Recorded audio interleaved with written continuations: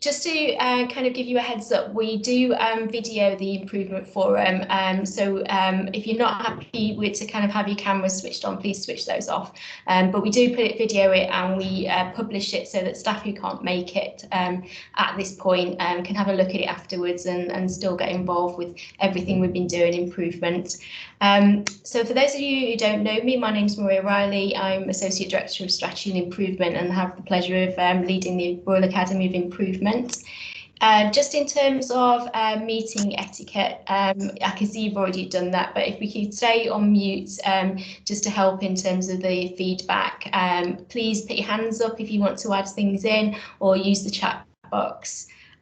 So shall we get going? If we look at the agenda, please, Victoria.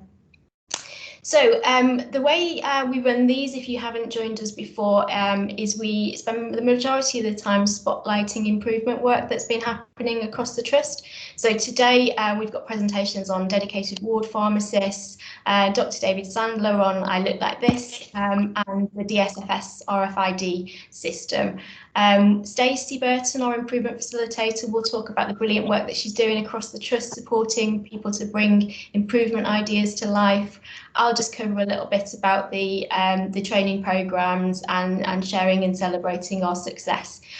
We have it's meant to be interactive. If you've got any questions, if you've got any feedback, please get involved. Shall we get started then, Victoria? In terms of, so Andy, are you going to talk to us about dedicated ward pharmacists? Yes, that's okay. So just to give you an idea about a project we've been doing for quite a long time now. It's been ongoing for about 3 years, and it's kind of just to sort of share our improvement journey with everyone really, and sort of tell you what we've been doing, where we've got up to, and what we found as a result. So a bit of the background really. Clinical pharmacy is kind of, you know, relatively new as a specialty in itself. It's only been around for 30 or so years, and it's continually developing and trying to find roles for clinical pharmacists to interact with the wider MDT, the medics and the nurses on the wards, in terms of the sort of safer medicines optimization agenda. And usually you'd have, you know, a ward pharmacist would go to a ward for probably a couple of hours a day, and they might have 2 or 3 wards to cover in a day, and they might also have other commitments like dispensary and things like that.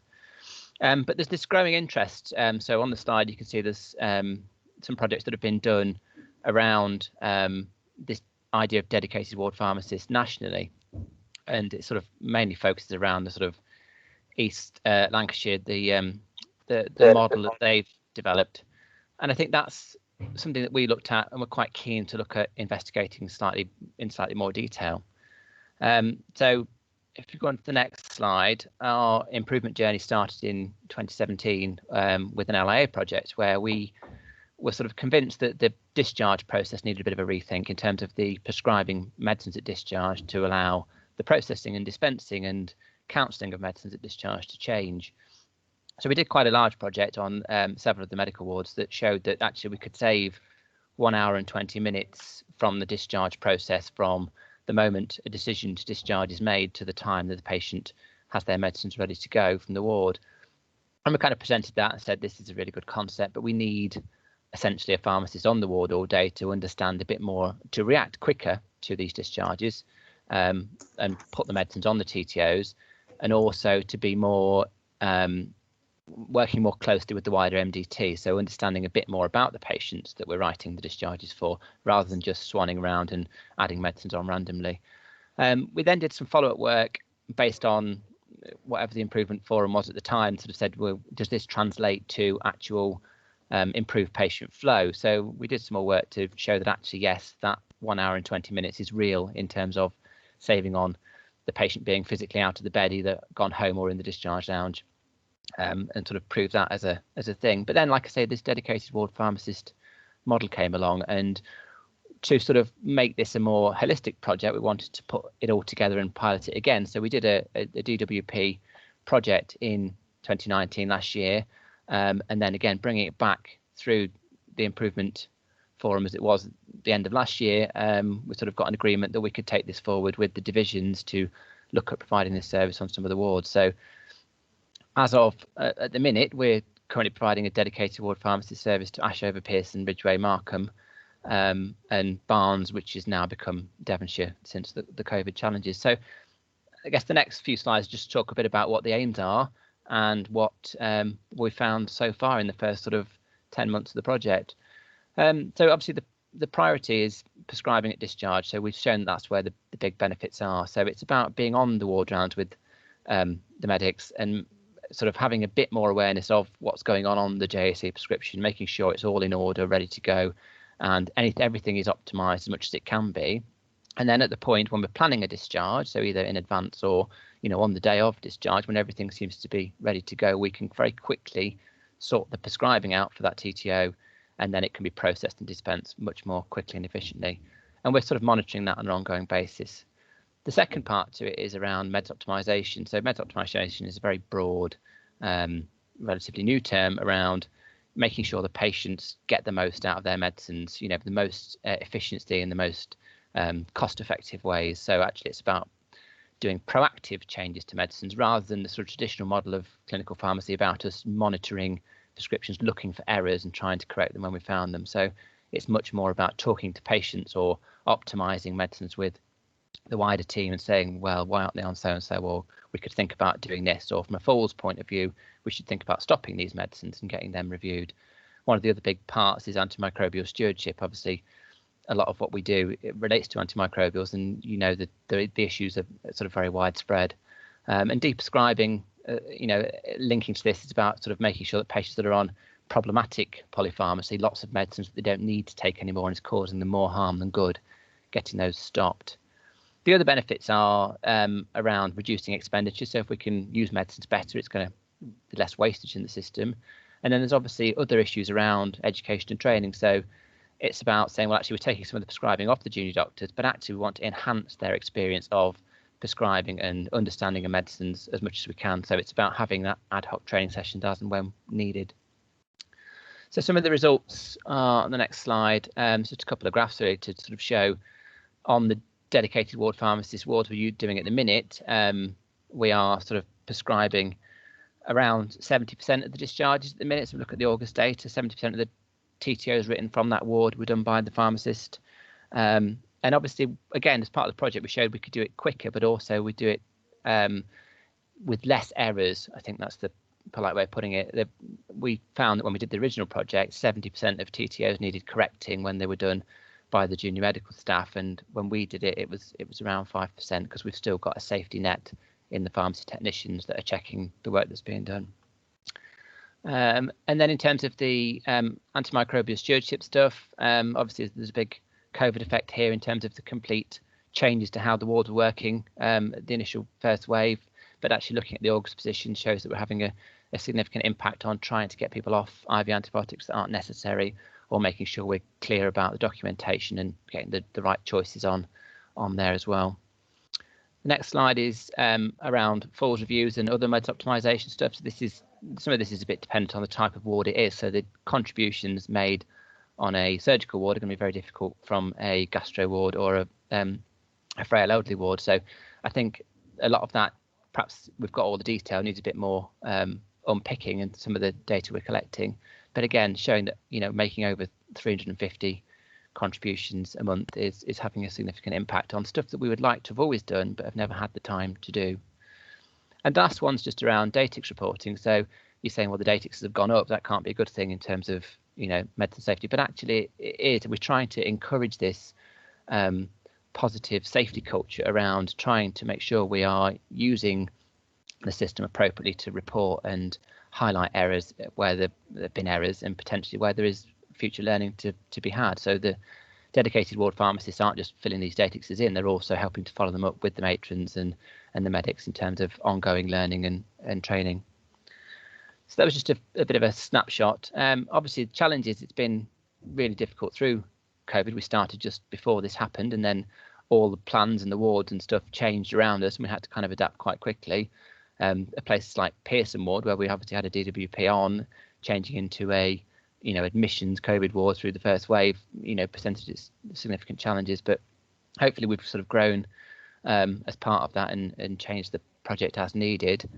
The other tricky part is recruitment. So we've got this on certain wards, and we want to provide this all year round, so we need to cover for annual leave. So having enough people on backup to provide this service every day is really important. And then obviously in terms of how we grow our own, there aren't many pharmacists that have got the right skills to step in externally and do this. They don't often come with prescribing qualifications. They don't often have the kind of rounded skills we need. So it's about making sure we're developing our juniors right from pre-registration up through the junior years into being dedicated ward pharmacists. And data collection is a challenge as well. Having this ongoing data that we're sort of putting in is just remembering to do it is quite a challenge in itself. So that in a nutshell is kind of the project. There's a few comments there about what people have said, and it's obviously making a big difference. Just share it with you all, really. That's kind of it for me.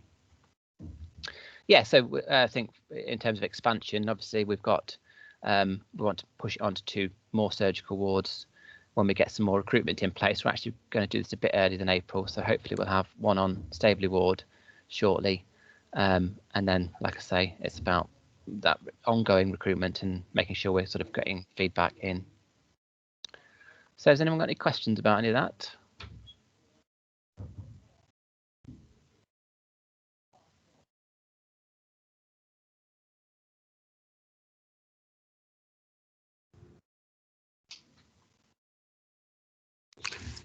Could I ask a question? It's Tony Campbell.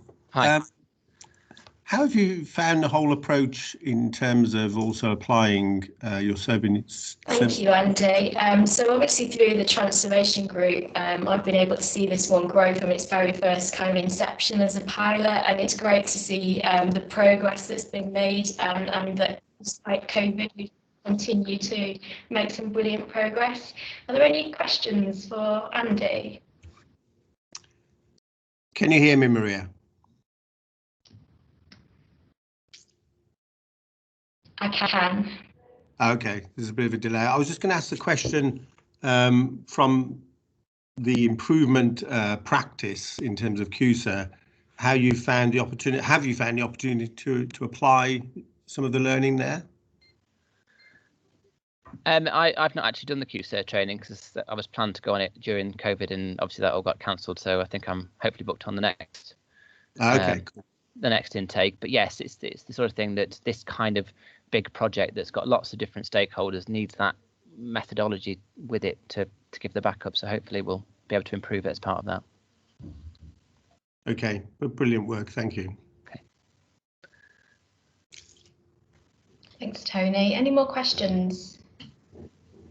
No, shall we move on then? So I think we have the fabulous Dr. David Sandler talking to us next about how he brought an improvement idea to life. David, over to you. Hello, my name is Dr. David Sandler and I look like this. Well, actually, I look like this to all the patients that I see now, and I'm here to try and explain to you why that would be. So I'm going to take the mask off for a few minutes. I'm going to mute the camera if I can, and then I can speak. Now, I want to talk to you about a project which we've called And I Look Like This. And it's a collaboration between myself, our Deputy Chief Nurse, Sarah Ward, and our Head of Communications, Sarah Turner-Saint. I got the idea from it when I started seeing pictures and photographs of staff in COVID protective equipment circulating on Twitter and on Facebook. And I thought that most of these people looking like this, seeing patients, looked rather like stormtroopers from Star Wars. And actually, when I took a look at myself facing patients wearing my protective equipment, I thought I looked a bit scary as well. So what I did was take a photograph of myself, mount it in a plastic wallet and wear it on the top of my apron so that when I saw patients, they would be able to see what I looked like. Members of staff would pass me in the corridor and look at it and say, that's strange. But then they'd say, no, that's quite a good idea. And I had a very fortunate bumping in the corridor with Sarah Ward, who said that was a great idea. And I said to her, but can we make this a thing? Can we make this something that will happen? And she accepted the challenge and she said, leave it to me, I'll sort it out.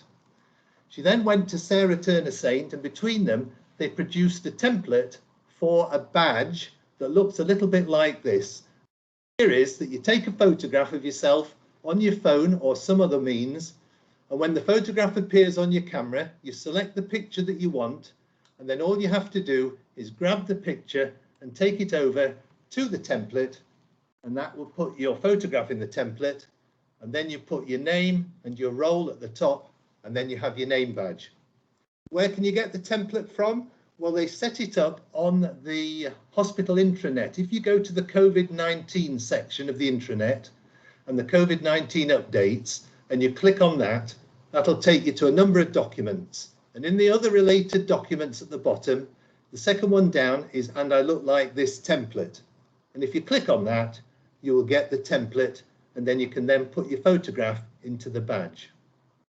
I did this, so I made mine a slightly more modern badge with a nicer photograph, I like to think, and then I started wearing it on my uniform, and I now go round like this when I'm having patient interactions on the ward, in the outpatient clinic, and actually walking through the corridors as well. So Sarah, and I, as the sort of the three amigos, got our badges and we published them on Twitter, and then people started catching on. And over the course of the next few weeks, consultant staff, people in administration and management, nursing staff at a high and a medium level, admin staff, and lots of people throughout the hospital started posting photographs of their badges. And then whole ward groups did it, and people in the admin section. So it seems to have sort of got a bit of a life of its own. And the most impressive presentation I saw was this photograph from the intensive care unit, where somebody had gone to the trouble of making about 50 photo badges. And I think that's about half of the staff on our ITU who have now got access to these badges. And this is a photograph of one of the members of staff on ITU showing that she wears her badge. You had a little sneak preview there where I could go higher than the staff of the hospital. Well, there was very little place I could go higher than Tony Campbell. And I asked him if he would endorse this, and he agreed to have his photograph taken with and without a mask. And when he was doing the operational updates, he would actually include that as a sort of a morale booster for staff. And I thought there's only one place higher than Tony. And I asked whether Angie would be interested. And in her last 23rd of November issue of the update, she did actually agree, and now wears her badge proudly. And I bumped into her twice this morning in the corridor, interestingly, and she is wearing her badge. So how did we get this going? We started a Twitter campaign using the hashtag "and I look like this," and we moved to Facebook as well, and we got it onto the hospital public Facebook site explaining what we were doing and why we were doing it. If you Google "and I look like this," you come up with this photograph of this chap on the very first thing that comes up. So we're on Google searches, and if you do a Google search of "and I look like this" on a computer, we're actually named as the second entry on a Google search. So that, I think, is quite impressive. Now, no idea is completely new. People must have had this idea before, and as the word has got round, we've been hearing from people who have actually done something like this. For example, we got this photo array from somebody at a hospital in Lincoln, the hospital in Lincoln, who've obviously been trying that during the COVID update. We've also had photographs of people in Shrewsbury who've been trying to do it with their ID badges. And when you look on Instagram, you see that the people in the United States, in Los Angeles, people in Brazil, and people in San Diego have been trying to do similar sort of things. So it's sort of taken on a bit of a life of its own. So what I would ask you all to think is, first of all, do you like this as a concept and as an idea? Do you want to look like this? And if you do, then you must download the template, put your photograph on it, and start wearing the badge. And are you going to do this? Will you do this? Well, that's up to each and every one of you. And really, that's all I needed to say. And I'll hand back to Maria.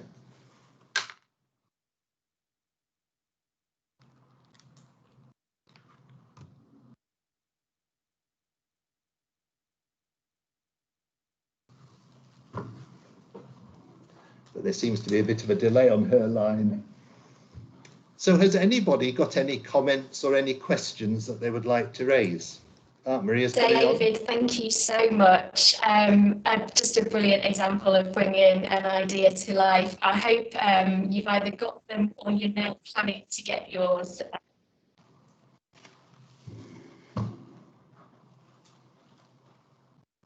Sorry, I think we've got some IT gremlins today and we've got a bit of a delay in the system. Were there any comments or questions for David?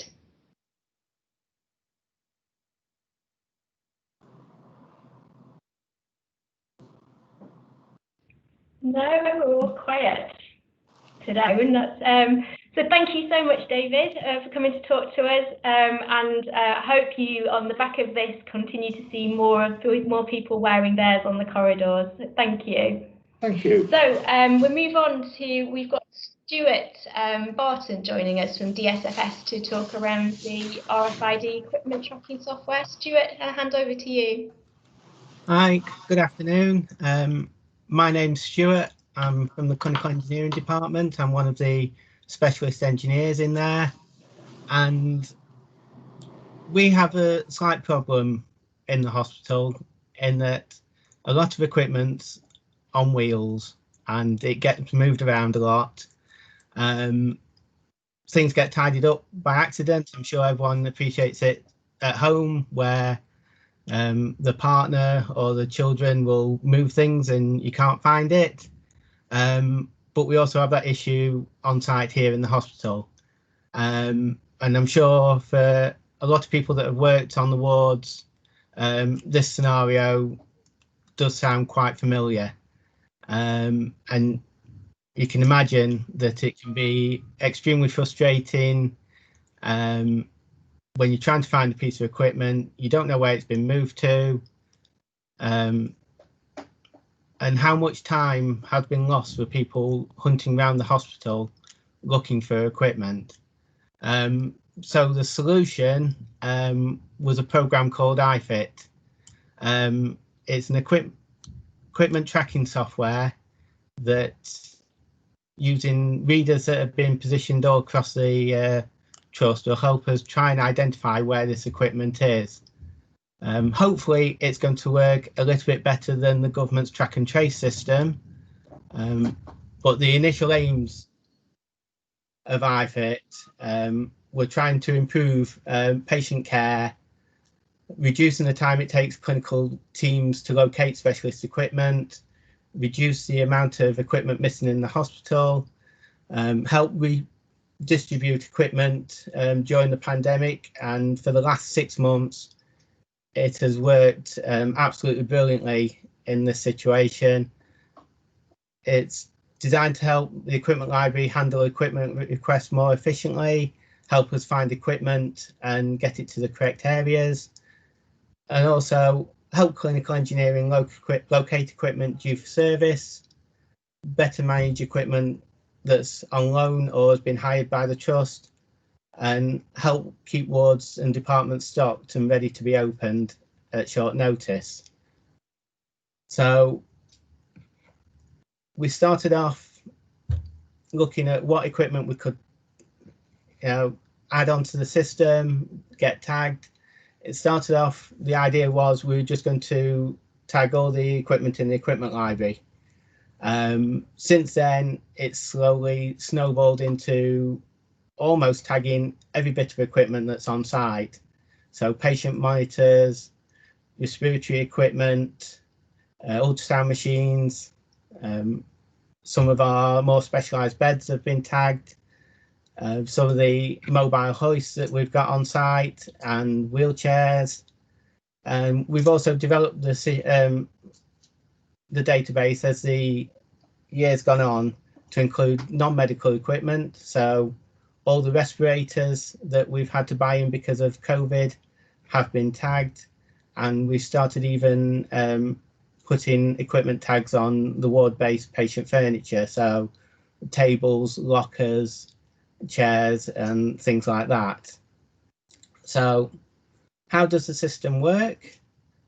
We've positioned throughout the hospital a large number of these antennas. They're on every ward, they're at every main exit to and from the hospital.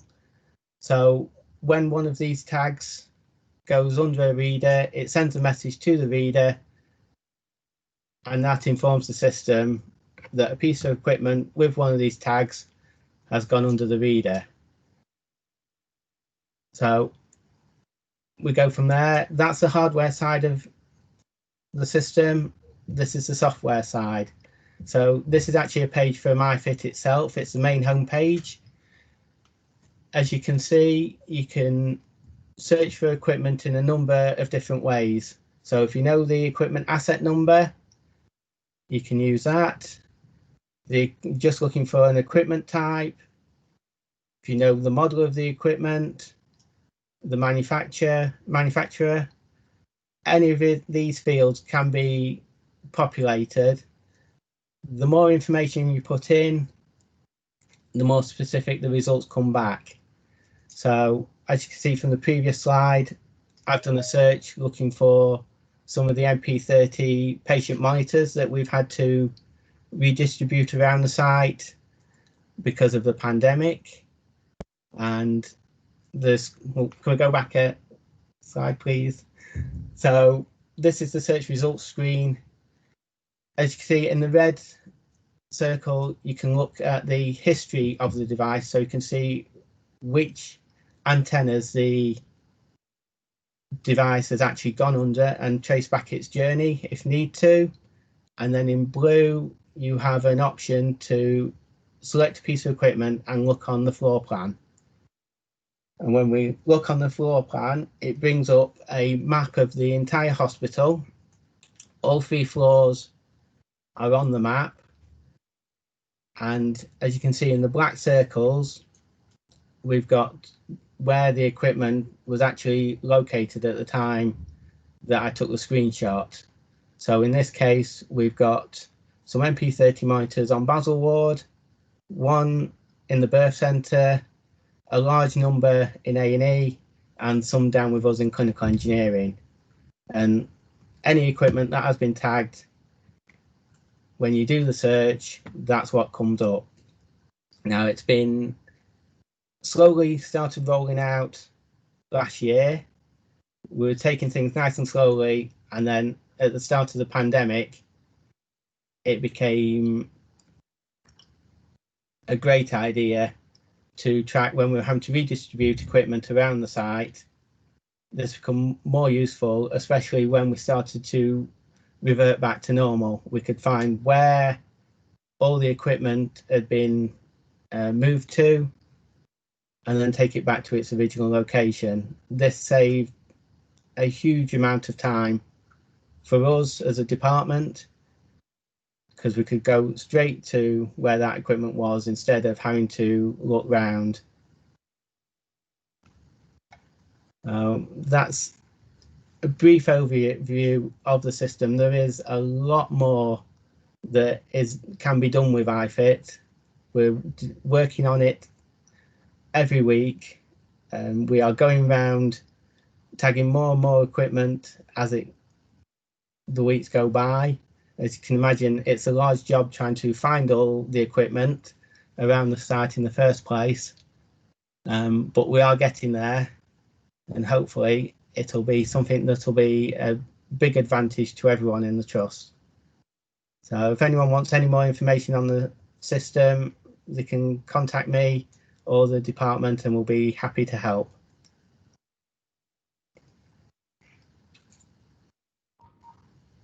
Stuart, thank you so much. I think it's been a complete amazement to me since starting and joining the NHS how clinical equipment and disappears or goes walkabout in the hospital. So this is just a brilliant improvement in terms of supporting the ward areas and taking away the operational wasted time of trying to find where things have gone. Have we got any questions for Stuart? So you've got a couple of comments in the chat box, Stuart, about another simple but brilliant idea and something that we've talked about for a while of doing finally off the ground, which is great. Anyone Maria, I've got a question. Yeah, Sean. Do you want to come in? Hi, Stuart. Sean Sumner. I'm just wondering if you've thought about your financial measures and impacts, as in, are you able to measure the amount of lost and stolen equipment and replacement purchase costs? Because that should have a massive impact on those two elements, shouldn't it? We do, yes. And what we're able to do is, using the map, actually see what equipment has gone out the various exits at the trust, and so we can actually monitor that equipment. Okay. I'm assuming longer term, then that should reduce your purchasing, shouldn't it, if you can identify where everything is? So there should be a cost saving attached to that, which is brilliant. Hopefully, yes. Thank you. Thanks, Sean. Luke, did you want to come in? Yes. Can I just check that you can hear me? Yeah, we can hear you. Good. I just wanted to check. So I could have missed it in the presentation, Stuart, so do forgive me. But I just wanted to I wondered if we've got any bariatric equipment that's been tagged, or any of the supportive seating, because I just know that there's some elements of equipment that have gone missing, or people are trying to get access to in out of hours and things like that. So if they haven't been, can we get them on the radar, please? The bariatric beds are one of the first things that we did tag. Brilliant. More recently, the bariatric hoists have been tagged. We're going round currently doing the weighing scales, so that will include the bariatric weighing scales. Now, if we find the chair, we have started tagging some chairs, but obviously, as you can imagine, trying to find them in the first place is one of the biggest problems. So yes, we are doing that. We are going forward with it. Brilliant. And I guess it's just a bit of a push that if we get any new bariatric equipment kind of into the trust, that we tag that as well, because that's what people say that they struggle. Thank you. Thanks, Luke. Jane Moore, did you want to come in? Thanks, Maria. Yes, thank you, Stuart, for your presentation. It's brilliant to hear about that improvement. The question I'd like to ask is there any other support that you need from staff or anyone in the trust to actually make this work better, or to get it implemented more quickly? Is there anything you need from anyone else? There always will be. I'm not going to say no. Ideally, if people have ideas for equipment that they want to tag, or they want to check whether equipment has been tagged, they can obviously get in touch with me, and I can arrange a time to go up. And if they've got all the equipment together, I can tag that equipment in one go.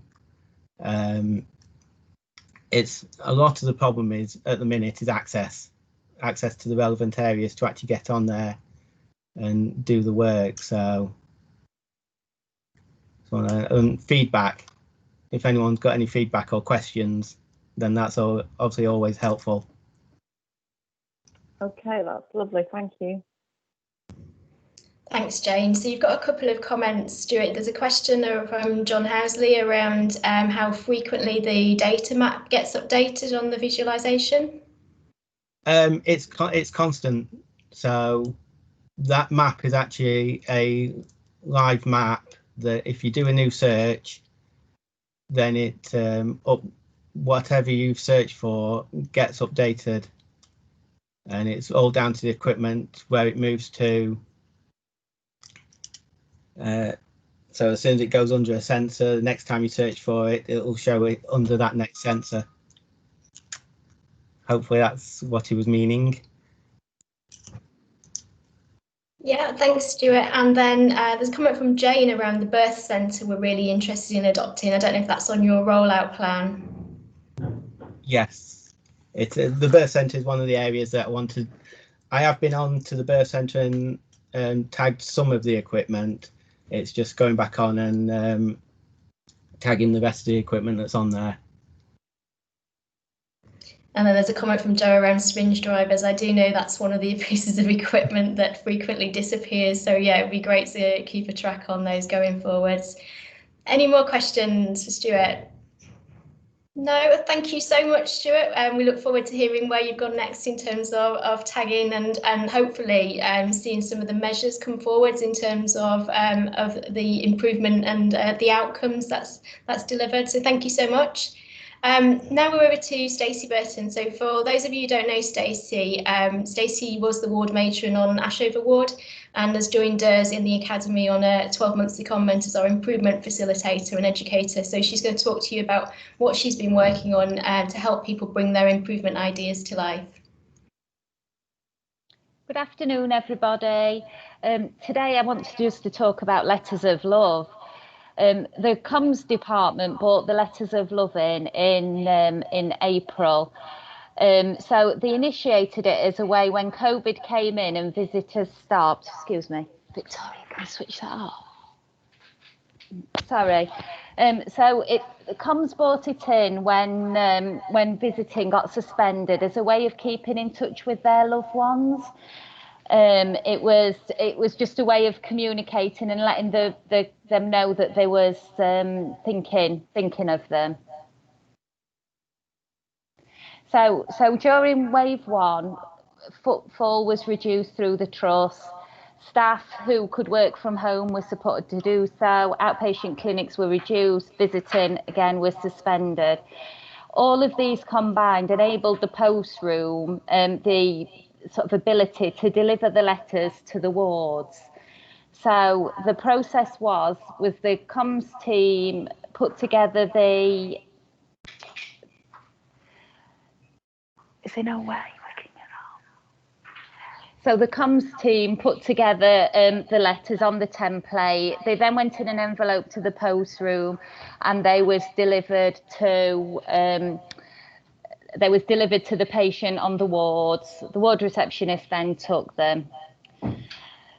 Then everything sort of went back to what was our new normal. We looked at restoring services, settling back the trust. So what we'd class as the new normal. But then the lovely second wave was upon us. So now we was restoring everything. People was back at work where they could, wards were busy, and actually we needed to think about a new process of how we could get these letters to the patients. They were, because of the speed of patients moving, they were moving wards, and basically the letters were getting missed. So we needed to sort of scratch our heads and think about a new process. Next one. So really, in wave 1, we'd got it cracked. They got the letters, and everyone was getting what they needed. But in November, because everything had got back to normal, it was getting more and more difficult to get the letters to the patients in a timely way. So we had a little chat with comms. We really went back to the PDSA cycle, and we thought, you know, what's changed? Can we reduce any of the steps involved? And can we get sort of ward-specific email addresses to cut out sort of the middleman, for want of a better word, to ensure that the patients got the letters in a timely manner. And if they'd move wards, that sorry, I've got terrible echo, I can't concentrate. And so if they'd moved wards, then it could get pinged to them, so they weren't missing out on getting the letters from the loved ones. So basically, IT was brilliant, and they supported me and the communications team in developing ward-specific email addresses. So now the process is that comms can ping the email addresses straight to the wards. If they've moved, the receptionist can re-ping that over. If the patients are still on the wards, they get printed out. I think what's really important is they've given to the nurses that are caring for them, so they can actually support or judge whether the patient needs support with the letters or whether they can read them on their own.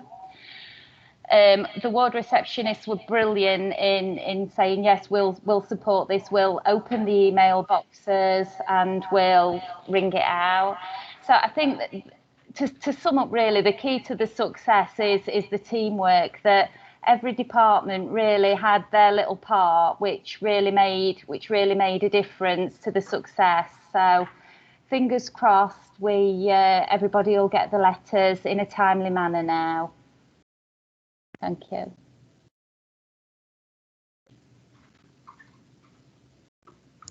Thanks, Stacey. So don't worry about the IT glitches. We will get this sorted for next month. We're still learning, we're still practicing, we still clearly need a little bit more IT support to get this slick. Stacey's working on numerous things. I can't even count the number of different projects Stacey's working on to support people. If you've got an improvement idea, you might have seen the posters that are all around the hospital with a QR code on, so you can now just scan that QR code and let Stacey have your improvement idea, and she'll get in touch and support you to take that forward. So please have a look at those and get in touch if you've got an idea that you'd like to take forwards.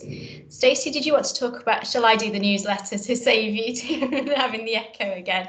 So in terms of the Royal Academy newsletter, this is something that we've started 2 months ago now. So there is a new newsletter on edition 2 of that. It's not all about just the big improvements that happen across the trust, it's about the small things too. So if you've got things that you would like to share in that newsletter, please get in touch with us. We try and get improvements kind of across the organisation and into Royal Primary Care. So please get in touch if you want to kind of highlight an improvement idea that you want to see in that. The newsletter gets published across a number of different internal forum. Stacey gets copies out to all the wards so they can have a look at the improvement work that's happening as well. And just through the first ones of those going out, more and more people have been in touch with us about their improvement ideas. So that's brilliant. Shall we move on, Victoria?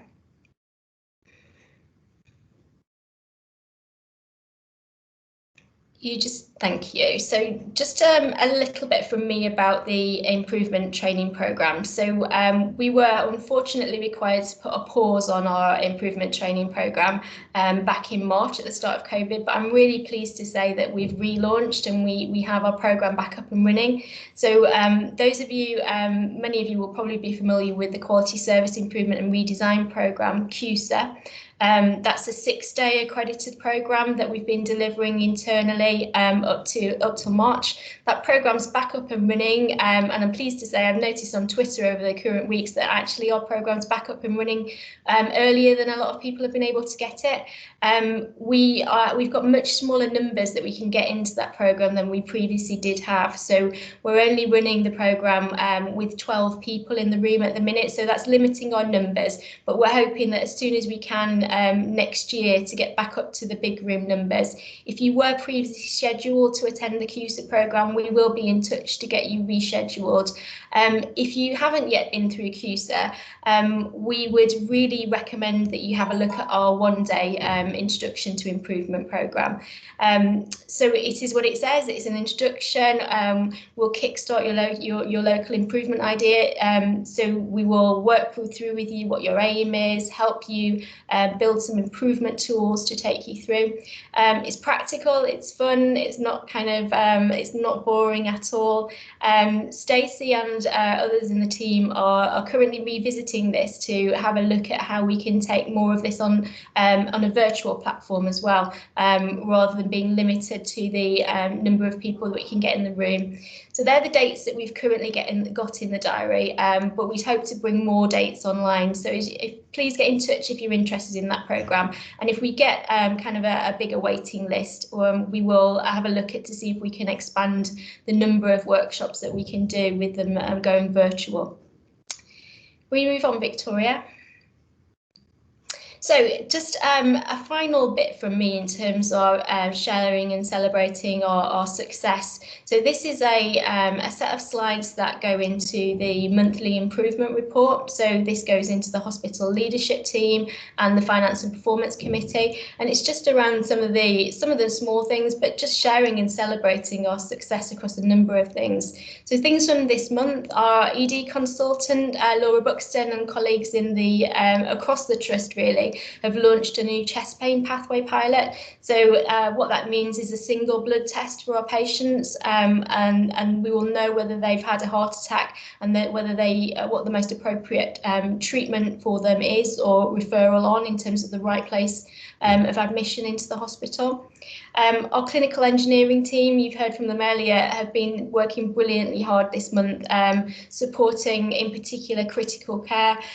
We've got 5 new ventilators, 10 new monitors unpacked, built, tested and in critical care within record time. Robinson Ward are piloting an improvement with a new single nurse IV check, so we hope to bring that back in and let you know how that's going as they're a little bit further into their pilot. Next slide, Victoria.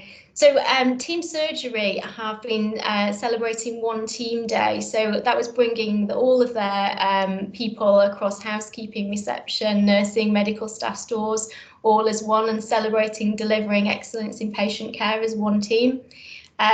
We're incredibly proud of our qualified nurses who joined us in March from India, are now registered UK nurses, and that picture is an old one taken before social distancing, just to point out. You'll have probably noticed if you've been down the front that the hoardings are off, and we're well on with plans to open our new charity hub, so more to hear on that soon. And then we've launched new paper-free arrangements for processing clinical letters. So letters for our patients to GPs are now being handled electronically rather than lots of paper, which is a brilliant step forwards for us. Next slide, please, Victoria. So our neonatal team did a brilliant video on World Prematurity Day, looking at some of the babies they cared for and how they've grown up. So have a look at that. There's a link on Facebook for that, but it does come with a tissue warning, I'm afraid, because it's just brilliant and very emotional. Loads of work. Those of you who've been involved will know how much work has gone into the MRAD regional project. So this is around a region-wide image sharing system, so we can quickly and efficiently share diagnostic images. So that successfully went live this month, which will be great for the future in terms of good working across the region for our imaging reporting. Our speech and language team took delivery of some new equipment this month, so they can now do fibrotic endoscopic examination of swallowing, which I'm told it just will make a huge difference to them in terms of client assessment and management. Again, we're hoping to get the team to come and talk to us at a future meeting about how that's worked and what the outcomes have been in terms of improved outcomes for patients.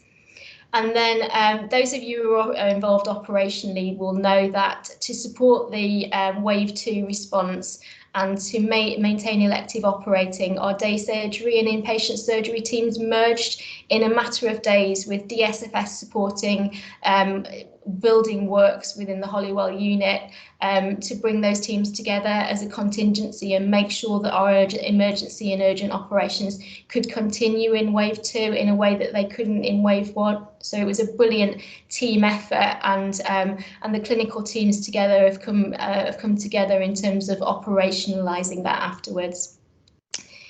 I think that was just move on, Victoria. Yeah, so that was all the things that we wanted to share, but we have a space now to kind of talk about anything that people want to raise. Are there any improvement work, any pilots happening across the trust, any good news that wasn't in there that people want to share?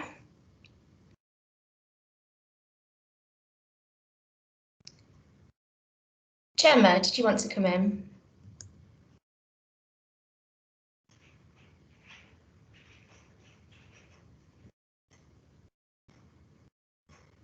Gemma, you've got your hands up. Did you want to come in? No, I think we've lost Gemma.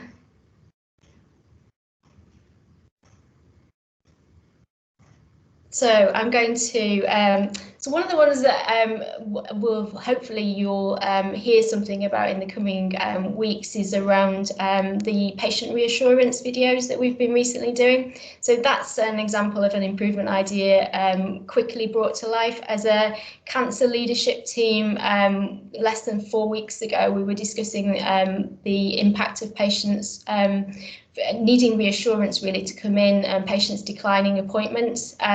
So I don't know if Pamela, are you online at the minute to talk about how you took that idea forwards and brought that to life in a couple of weeks? Thank you, Maria. Yes, I was lucky enough to attend Cancer Steering Group a couple of weeks ago, and one of the clinicians mentioned around how we might reassure patients who are still worried about coming into hospital, doubly worried because of COVID and potentially for a cancer diagnosis as well.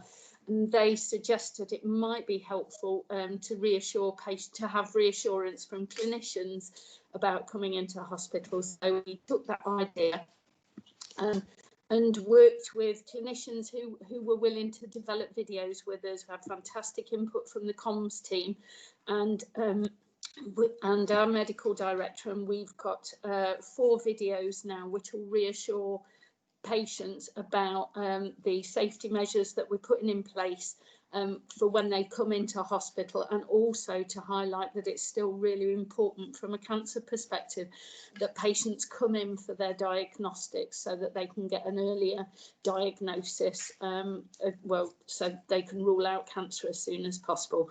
So those videos are now going out. As I believe Hal Spencer's has already gone out via social media and our commissioning channels as well.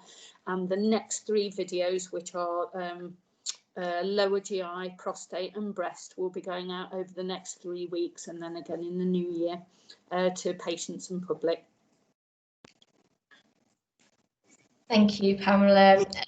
So on the COVID and our responsiveness to delivering improvement has kind of continued. We continue to kind of have an idea and make things happen quickly in the same way that we did through wave 1 of COVID. Anybody else want to come in? So I know Gemma Court was trying but struggling with IT, so we will schedule her to come into the next improvement forum. Anybody else?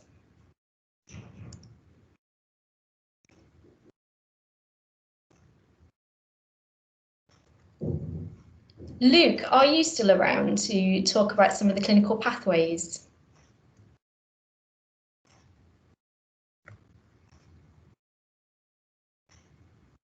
No, we've lost Luke as well. So I will.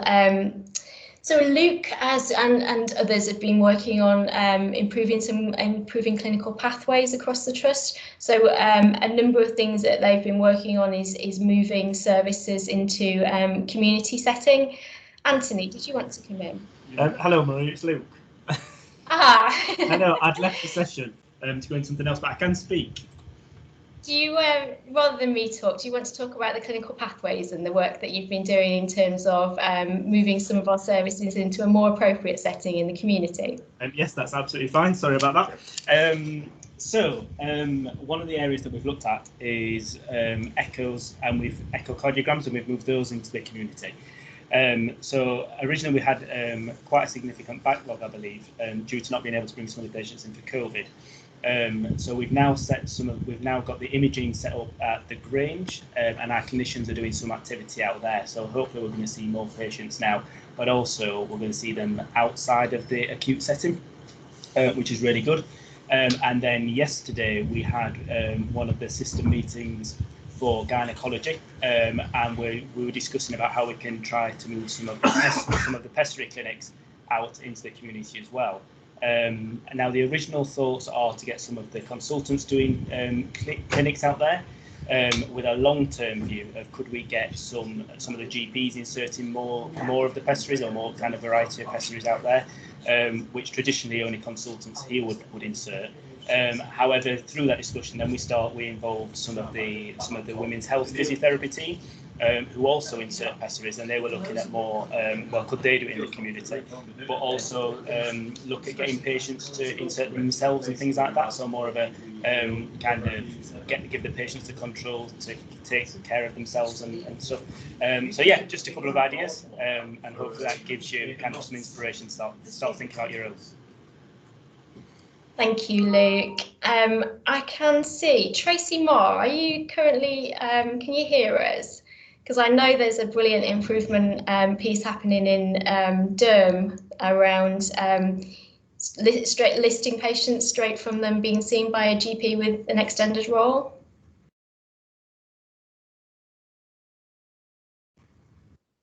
Hi, Maria. Yes, I'm here. Can you hear me? We can, yes. Right, that's good. Yes, we've been doing it for about 2 weeks now, whereby the GPSIs for dermatology are referring patients directly into dermatology for a surgical procedure. They're also referring their colleagues' patients in as well if they think it's appropriate. So the patients are referred into dermatology straight for surgery. The patients are given a telephone consultation initially. So from that telephone consultation, they are put straight onto the day case surgery list. So that actually stops them coming in for face-to-face appointment, and it just works out. It's more efficient for the patient and for the service. So we've been doing it now for a couple of weeks. So we are keeping a record of all the patients that are coming in, so we can do some sort of report when, you know, in a couple of months' time, just to see how well it's progressing. So we will be sharing this information with Derby as well to see whether they would, you know, want to do something similar. But I know they haven't got GPSIs assigned in Derby, so but maybe it'd be interesting for them to hear what we're doing here at Chesterfield anyway. Thanks, Tracy. Sorry to pick on you, but I think that's a brilliant example of a piece of work that's come from the division, pathway focused on the right process for the patient and taking unnecessary steps out of the pathway. There's numerous examples of pieces of work like that happening across the trust. That's just one of them, but a great piece of work from Tracy and the team. And as she says, that's being tracked now through the Joined Up Care Derbyshire Clinical Forum to measure it and to assess whether that's something that, if it's successful, we should spread wider across Derbyshire. Thank you, Maria. Thanks, Tracy. Is there anyone who would like to add anything? I can't see any hands at the minute. So if you would like to talk in a future improvement forum or highlight an improvement that we can put through the slides here and into the monthly HLT report, please get in touch. Please get in touch with us if you're interested in the training or that you've got an improvement idea which we can help you bring to life, hopefully in the same style as David Sandler you saw earlier. Thank you very much for joining us. We hope to see you again next month, and take care. Thank you. Thank you.